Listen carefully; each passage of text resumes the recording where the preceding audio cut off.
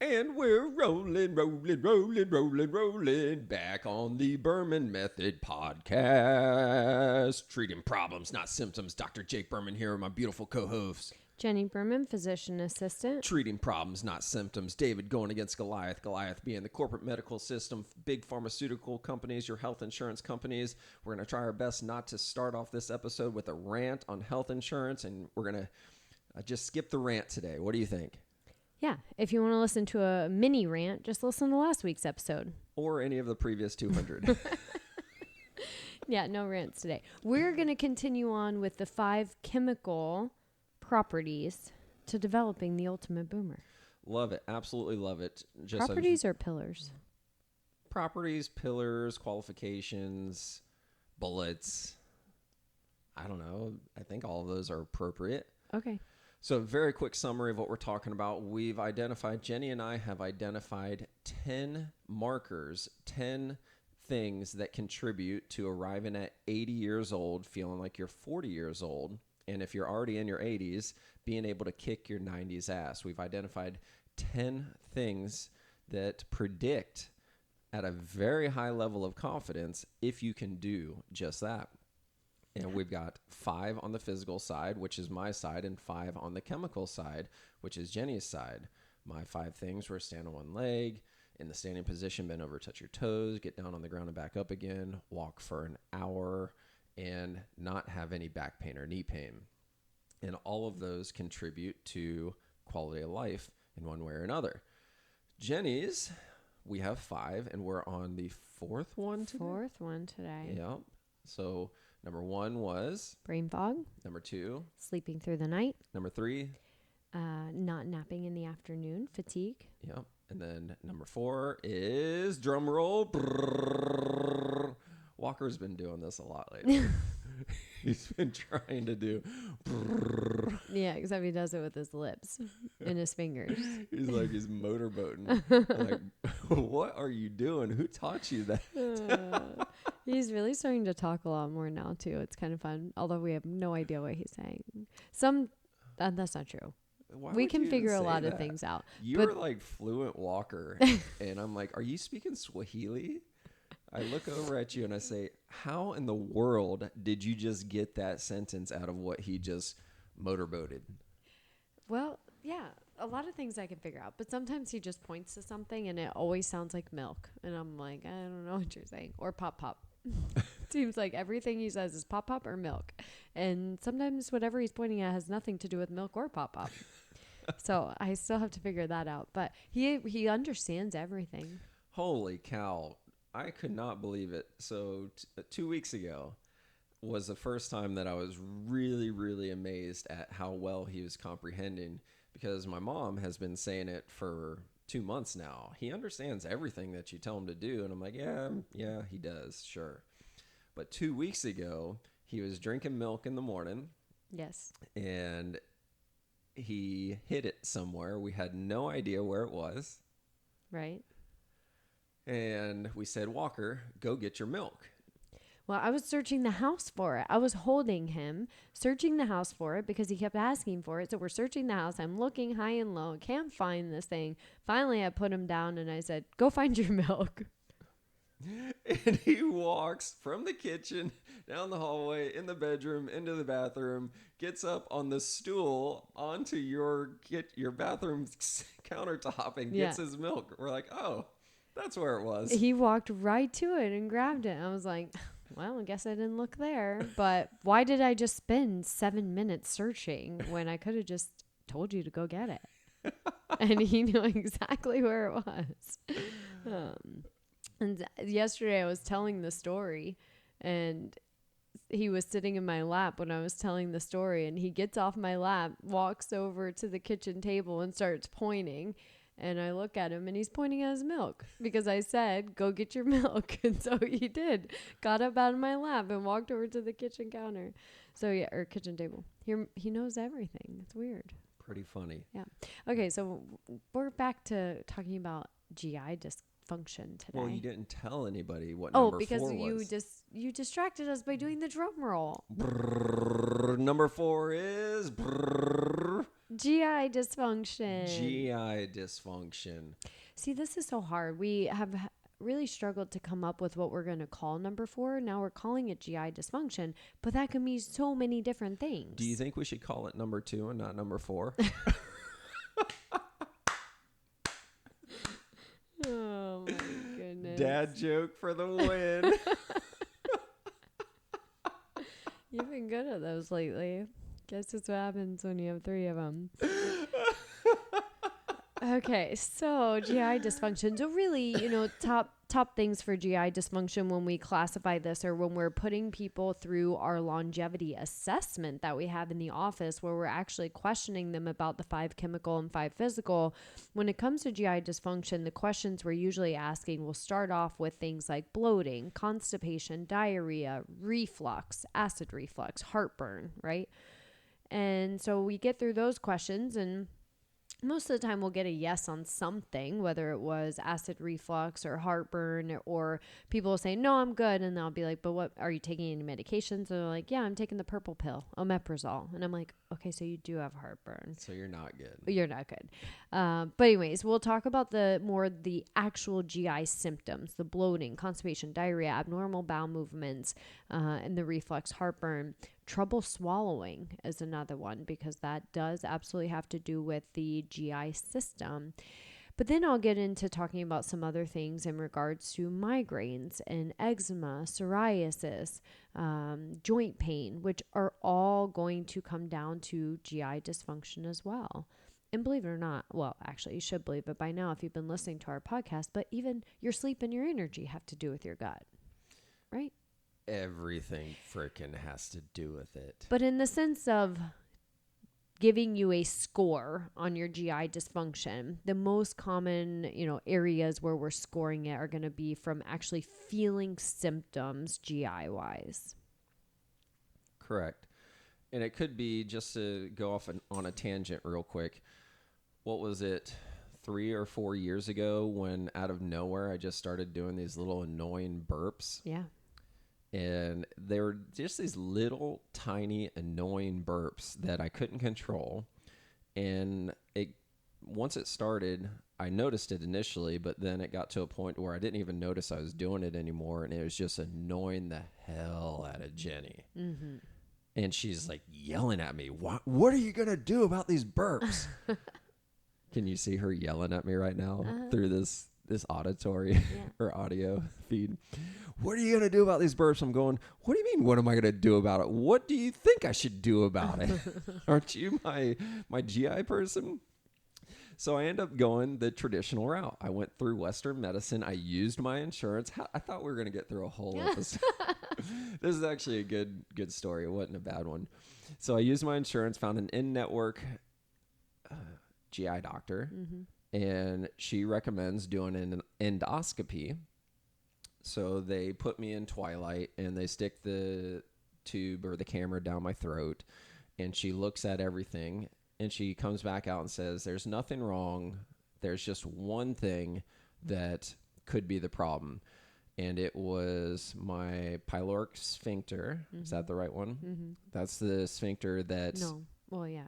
The pyloric sphincter is at the stomach.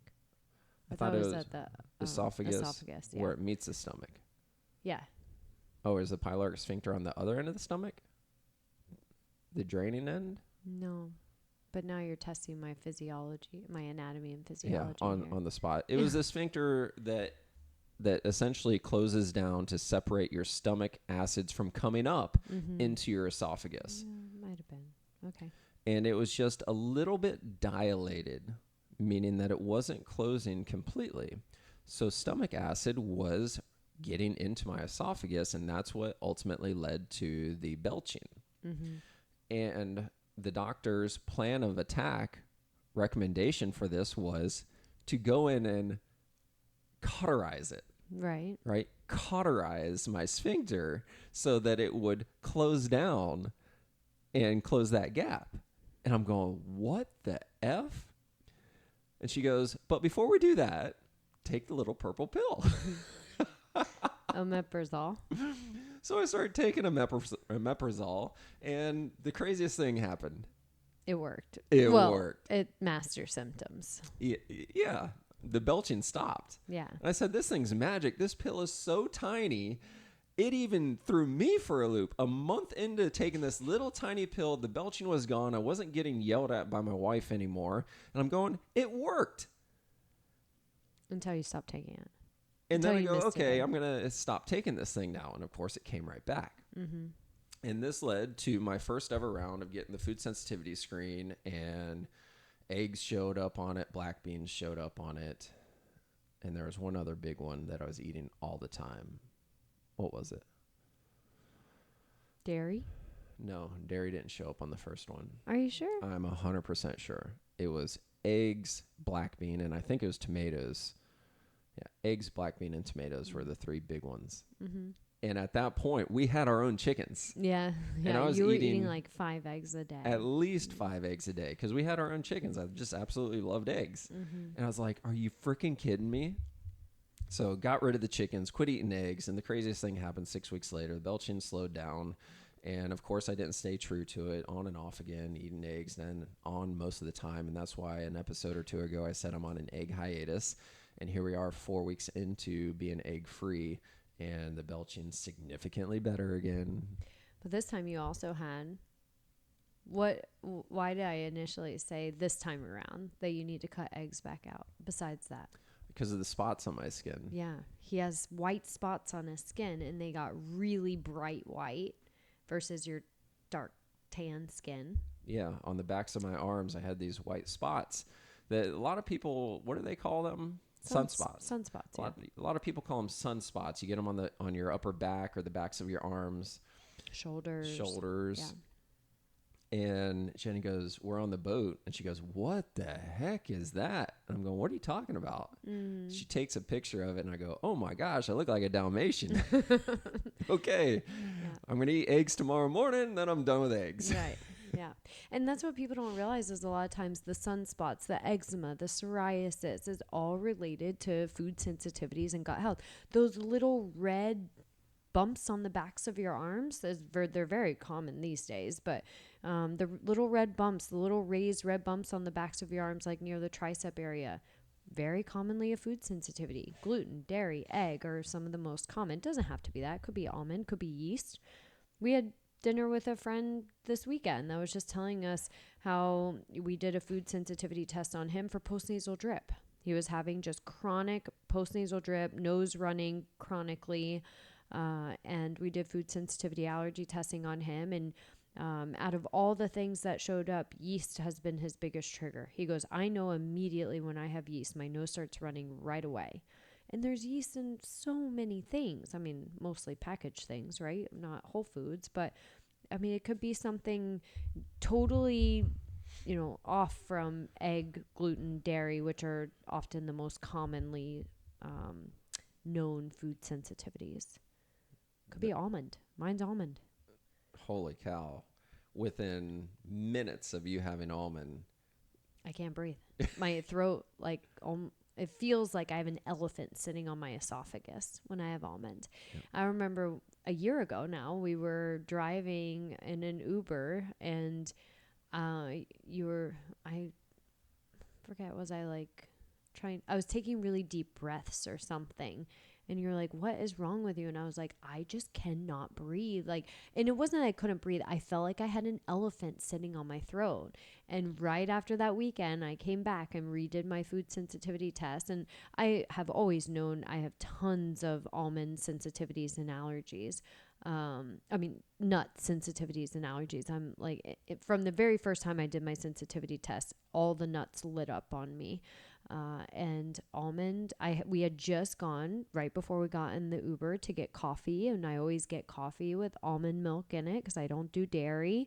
And almond and coconut milk both have less carbs than oat milk. But a lot of places don't have coconut milk. So I went with the almond, and immediately, my throat felt like an elephant was sitting on me. So just to kind of come back full circle, is the GI symptoms that we talk about don't just have to relate to bloating and abdominal pain, constipation, diarrhea. There's tons of different symptoms associated with poor gut health. And again, this could even come down to mood changes, depression, anxiety, sleep dysfunction, fatigue, cortisol levels being high, food sensitivities. Blood sugar control. I talked about this again this past week. I'm like, your blood sugar instability may be directly related to a food that you're eating, not really the carbohydrates in the food, but the inflammation related to the food. So we have to assess the gut health as a primary pillar to your longevity and your health and your brain function. You have to. And this really comes back to my rant from last week's episode talking about the horse or the automobile. Back in the late 1800s and early 1900s, the automobile first became commercially available, and it's like, no, I'm gonna stick to my horse because this is tried and proven, right? Mm-hmm. This is the way we do things, right? But then there were some early adopters that got on the bandwagon, and fast forward, can you even imagine if the only mode of transportation was a horse? Right.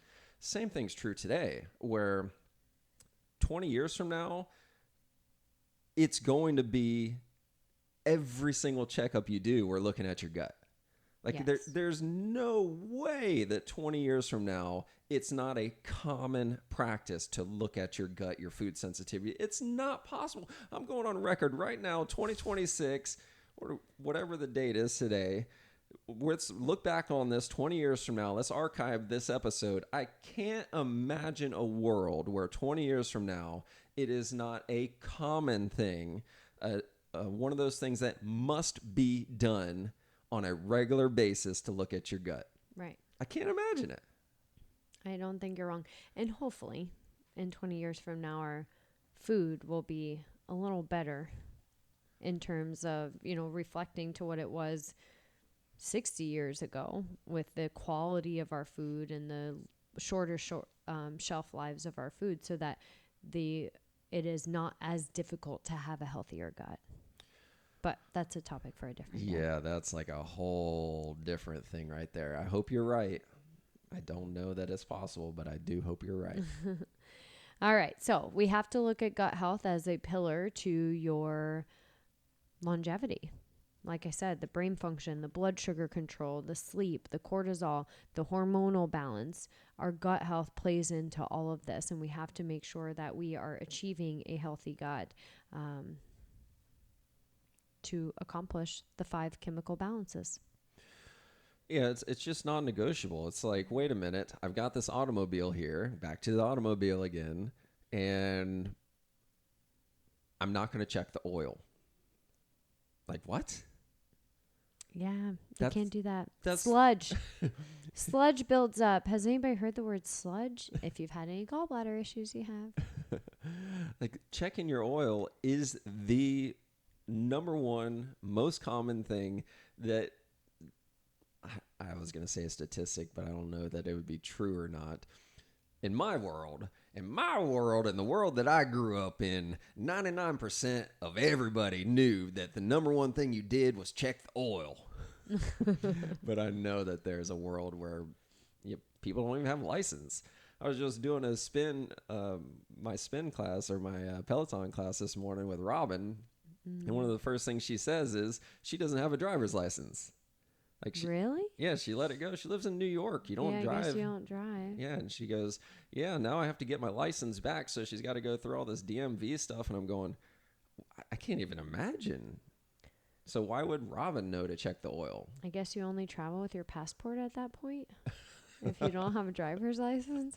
I'm serious. Like, think about all the things you need a driver's. That's besides the point. Okay, let's focus. Stay on task, Jenni. Maybe I should look at my own gut health for my focus. Seriously. Or my own cortisol level. You put the macaroni cheese in the taco meat last night. Stop. Those were the best tacos I've ever had in my life. So Jenni is making our dinner last night, and it's Taco Sunday, and she pours the macaroni and cheese. Oh, by the way, have we talked about my thing is tacos and macaroni and cheese? So weird. It's not weird. It's delicious. Once you have it, you'll never not have it. Yeah. So I highly recommend macaroni and cheese and tacos as a pairing. So Jenni pours the cheese from the macaroni and cheese into the ground taco meat. It's dairy-free cheese, at least. And she goes, "Oh, F-bomb." And I'm going, "Are you okay?" She goes, "I just effing did this." I did not drop them any F-bombs. The kids were there. I did not drop F-bombs. They weren't there at the time. Here it was, because she said, "What happened, Mom? What happened, Mom?" I'm like, so the mac and cheese, it's the Daya gluten-free, dairy-free mac and cheese that we make for the kids and Jake, not Jenni. But yeah, it's powdered cheese. And I go to pour it in, and I see on the thing it says cheddar. And I was like, that's weird, thinking it was the taco seasoning. And after I did it and I started mixing it and smelling it, I'm like, you've got to be joking me. Just poured the packets of cheese into the meat. And you go, can you get it out? And I'm like, no, it's powder. Number one. Number two, I'd already started mixing it. Well, my thought at that point was if it was all piled in a top and on the top, you could scoop it out with some of the taco meat into the noodles. And I'm going, maybe we just invented something really cool. Venison taco mac and cheese. Like the spaghetti fajitas. Oh my gosh, spaghetti fajitas. Did we talk about that on this yet? We're not talking about it right now. So anyways, we mixed the cheese. So then I poured the taco seasoning in too. And I was like, I just made our taco meat very high calorie by adding a packet of cheese to it. But here nor there, it tasted delicious. Oh my gosh, it was amazing. It was nice and creamy. We're going to start doing this from here on out. No, we're not. Too many calories. Okay. Anyway, my brain fog. The point of this was, do I have brain fog? And my argument is that I just have 1,000 tabs open in my brain at all times between mom tabs and work tabs. But maybe I do have some brain fog. I should try some NAD. Oh my gosh. Okay, so let's bring this thing back together. We started off with the number one thing on Jenni's chemical side is brain fog. Brain fog. Which I apparently am having. Number two was sleeping through the night. Sleeping through the night. Number three is fatigue, taking naps. Yep. Number four is now gut health. Yes. And my dad joke was maybe number four should be number two. But in all seriousness, this is the big one. This is a really, really big one that 100% of you listening should be looking into. Seriously, 20 years from now, this is going to be like checking the oil in your car, assuming that it's a gas car, not an electric car. Yes, I know there's somebody out there saying, well, my car doesn't have oil. Okay, well, right now, my car, my truck has oil and it burns fuel. Here we go. You need to check your gut. You have to do it. You have to do a food sensitivity screen. And the thing is, you have to do it regularly. Just because it says something today doesn't mean it's not going to change, because ideally the way that it works is you get your food sensitivity results back. You get your blood test results back. And it's going to give you information. Based off that information, we're going to make adjustments. We're going to implement those adjustments for a minimum of 6 weeks. Most likely 90 days, right? Right. 90 days to give the body, give your gut a chance to react. Heal, react, regenerate. Adjust. Yes. Heal. Then we need to check it again in 90 days and see, did it really help? Did it trend in the right direction, or did it not? Yes, and most of the time we're not rechecking specifically the sensitivities or the allergens, but we're rechecking inflammatory markers, and then we're doing a process of challenging some foods to challenge the gut and see symptomatically how we're doing. So we have a very specific protocol on gut healing and reintroducing and re-challenging and checking these inflammatory markers, again, at the 8, 10, 12-week mark. Yeah.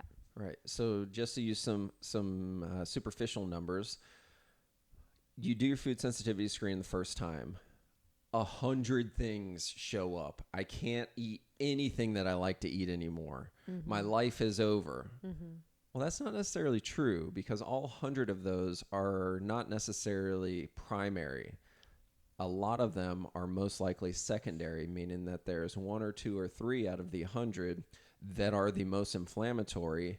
They start the inflammatory process, and now your gut is sensitive to these other things that they would not normally be sensitive to because it's pissed off. Correct. Just like your environmental allergies. Your environmental allergies are worse because of your gut health and your food sensitivities. Yeah. But anyways.